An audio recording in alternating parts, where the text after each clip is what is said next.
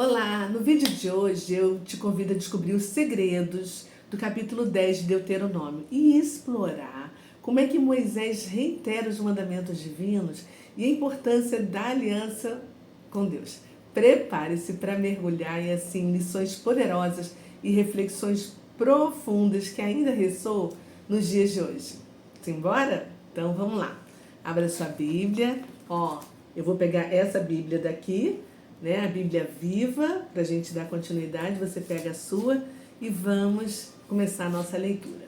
Deuteronômio capítulo 10. Bora! Naquela ocasião o Senhor ordenou: corte outras 2 tábuas de pedra, iguais às primeiras. Volte a subir para encontrar-se comigo no monte e faça a arca de madeira. Nessas 2 novas tábuas escreverei os mesmos mandamentos que estavam nas primeiras tábuas que você quebrou. Depois coloque-as na arca.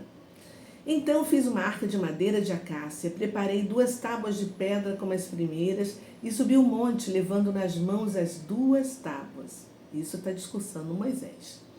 Então o Senhor escreveu nelas o que tinha escrito anteriormente, ou seja, os 10 mandamentos que ele havia falado a vocês do monte, do meio do fogo, no dia em que vocês estavam embaixo observando, e depois entregou as tábuas para mim. Desci o monte e coloquei as 2 tábuas na arca que eu tinha feito, e ali ficaram, de acordo com a ordem do Senhor. Os israelitas partiram então de Beerote Bene Jacã e foram até Moserá. Ali Arão morreu e foi sepultado. Eleazar, o filho de Arão, foi o seu sucessor no sacerdócio. Depois viajaram para Gudgodá e de lá Jotbatá, terra de ribeiros de águas. Foi ali que o Senhor separou a tribo de Levi para carregar a arca da aliança com os 10 mandamentos, para estar diante do Senhor, para o servir e para abençoar o povo em nome do Senhor. A tribo de Levi ficou encarregada destas funções para sempre, tanto é que ainda continua fazendo isso até hoje. Essa é a razão porque a tribo de Levi, diferentemente das outras tribos irmãs, não recebeu nenhum território ou herança na terra prometida.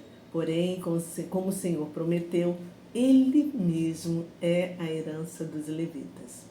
E como eu já disse, fiquei no alto do monte outros 40 dias e 40 noites. Uau! Me perdi, gente, espera aí. Como da primeira vez. Ainda dessa vez o Senhor atendeu a minha oração e não quis destruir o povo. Entretanto, o Senhor me disse: levanta-te e vá à frente do povo, para que entrem e tomem posse da terra que prometi dar aos seus antepassados. E agora, ó Israel, o que é que o Senhor, o seu Deus, requer de você? Somente isto: que tema o Senhor, o seu Deus, que ande em todos os seus caminhos, que ame e sirva ao Senhor, o seu Deus, de todo o seu coração e de toda a sua alma, guardando os mandamentos do Senhor e as suas leis que hoje ordeno a você para o seu bem. Pense nisso. Ao Senhor, o seu Deus, pertencem os céus e os céus dos céus, a terra e tudo que nela existe. Contudo, o Senhor amou tanto os seus pais dentre todos os povos que escolheu vocês, descendentes deles, como é evidente hoje. Portanto, tratem de purificar os corações pecadores de vocês e deixem de ser rebeldes.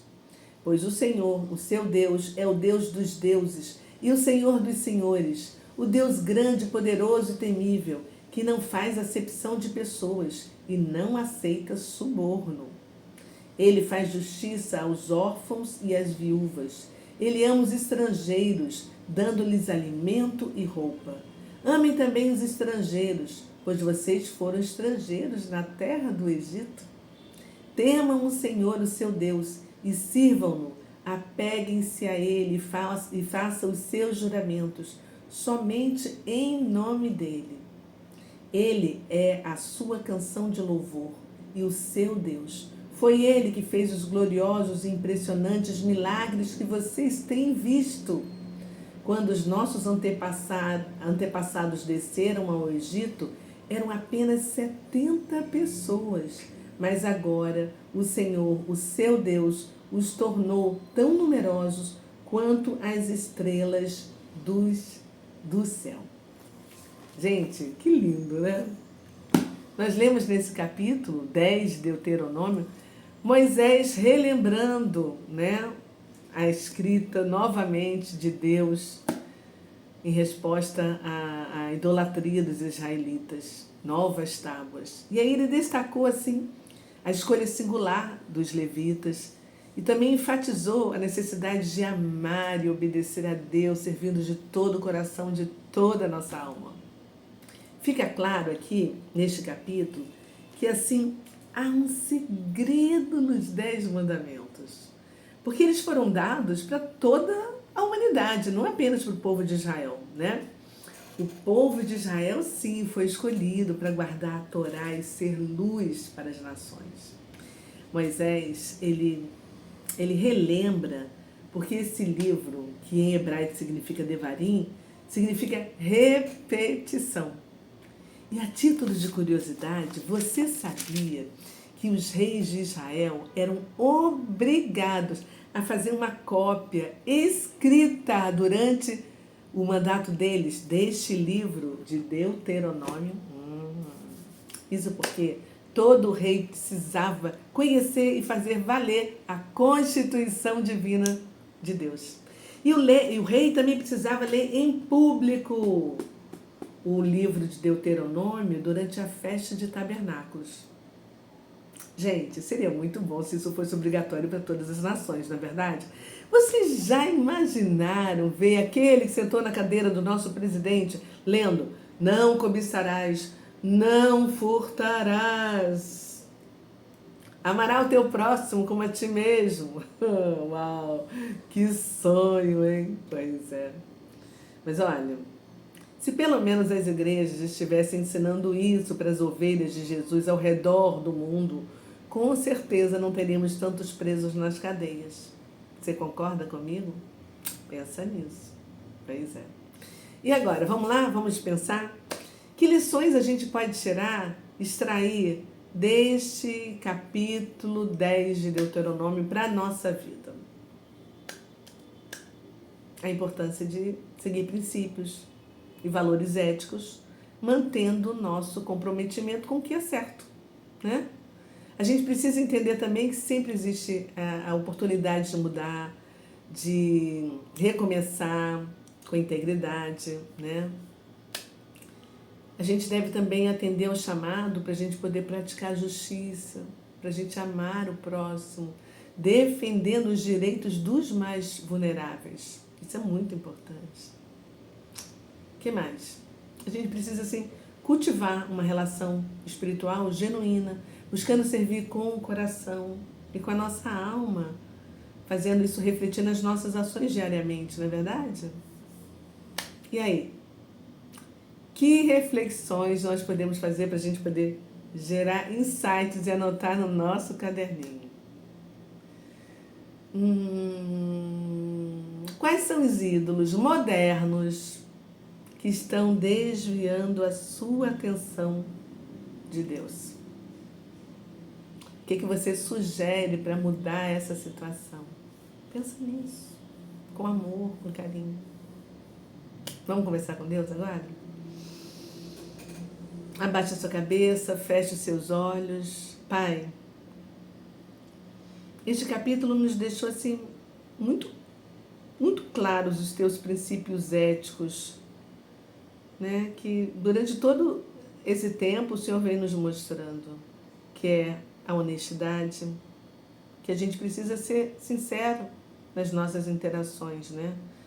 A integridade. A gente precisa manter coerência, Pai, entre o que a gente fala e as nossas ações, né? Para a gente agir de acordo com os teus valores morais, né, Pai? O respeito. A gente precisa tratar os outros com dignidade, com consideração, reconhecendo as nossas diferenças, que são muitas, e o direito de cada um, né? Os limites de cada um, né? O que mais? a tua justiça, Pai.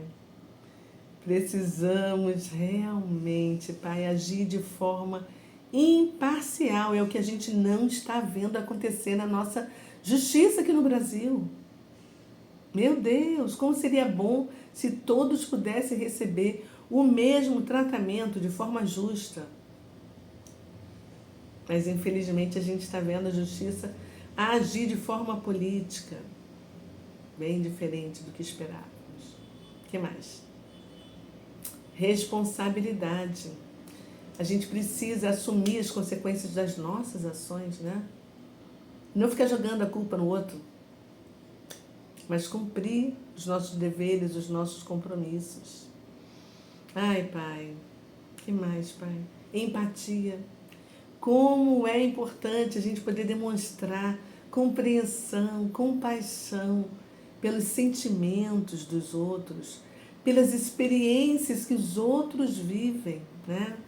E só eles sabem o que eles estão passando.